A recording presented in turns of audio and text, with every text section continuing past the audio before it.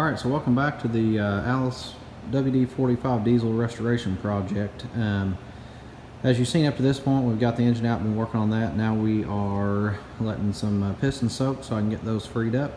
And then while that's happening, we're going to be working on the back half. Basically, I'm going to go ahead and pull this other frame rail off and probably go ahead and pull my wheels off, get all that blocked up, hitch parts, and got to get into the brakes. So if you're an Allis lover, you know exactly what we're getting into. Those pins right there. We've got to get those pins out, and that will allow the brake bands and all that to come loose, which allows the housing to be pulled out of the back half of the tractor. Put new seals and new brakes on this thing. So got a lot of work to do. We'll flip over to the time-lapse camera and let it capture all that, and then we'll just speed it up for you so that you're not bored with me turning wrenches. It'll be several hours of work, but for you it may only be a few minutes. So wheels are shot. The other rim on the other side's fine. This one's toast, but I'm going to be putting new rubber all over it anyway. So all right, let's get flopped over to our time lapse and we'll get started.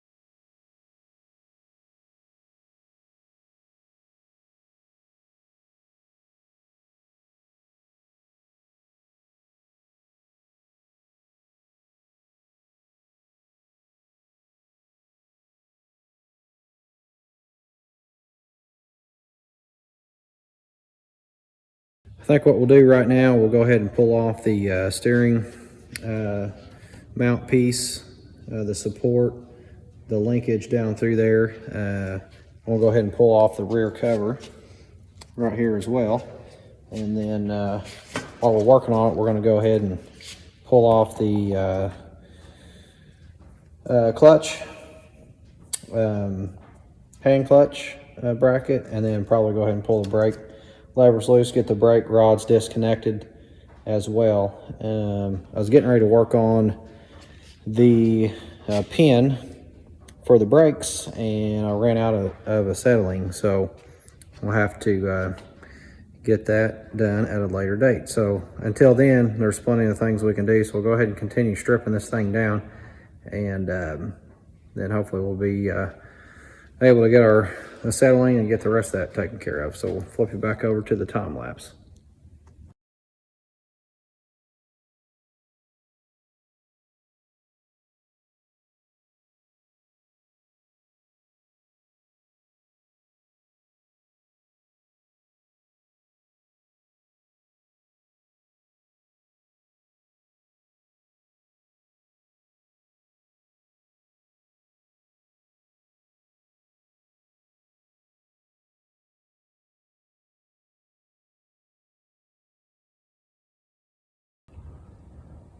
All right, so you've been watching the time lapse, me taking the rest of the parts off here. There's a few more pieces I want to take off yet, but we'll get to that another day. We're getting ready to head in for supper. But so I pulled the rear cover off, and there's a few little bits and pieces down in there. Can't really tell what the shavings are from. The rear end looks okay as far as the teeth go, so it may be up on the pinion shaft running to the tranny. I'm gonna have all that apart anyway, so it's not that big of a deal. We'll figure out what's going on. The left brake, I was able to get that bolt loose. That will help me get that out later. However, on the right, that one ended up spinning. So I tried to wedge something down in there to hold it, but I still wasn't able to do it. So we may have to get the torch out or something and cut that thing off. I've got everything on this side cleared off, all my, or just clutch pedal, I guess, over here. Brake rod still sticking out there. And then had the clutch rod up there, which I just have a hose hanging in that thing right now, draining from the hydraulic system. And we got the back remotes off, as you saw.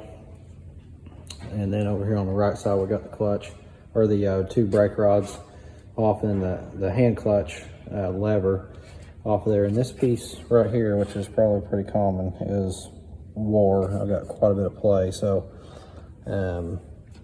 probably going to do something with that. But I guess the next step will be getting those brake pins out. I got to get some acetylene in order to get that heated up, hopefully, and pulled out. And then we're going to split this thing down in each section.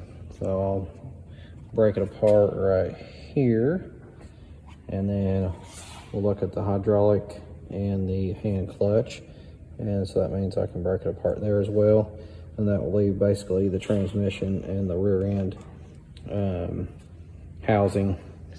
The seal's actually right up in this cavity where the axle sticks through, so don't have to worry about that. But anyway, we'll keep tearing this thing down. We'll get all this stuff flipped over. The PTO housing down there has been leaking like crazy. So we'll get all of that stripped down into each section. I'll flip that thing over. We'll go through that and make sure that everything is good. Of course, everything will get new seals. It's going to be sharp. So tear down stage is always seems like the easiest, because you just rough through it and get everything ripped out. But whenever everything's been sandblasted and painted, and then you want to be a little more careful when things go on so you don't end up scratching your new paint.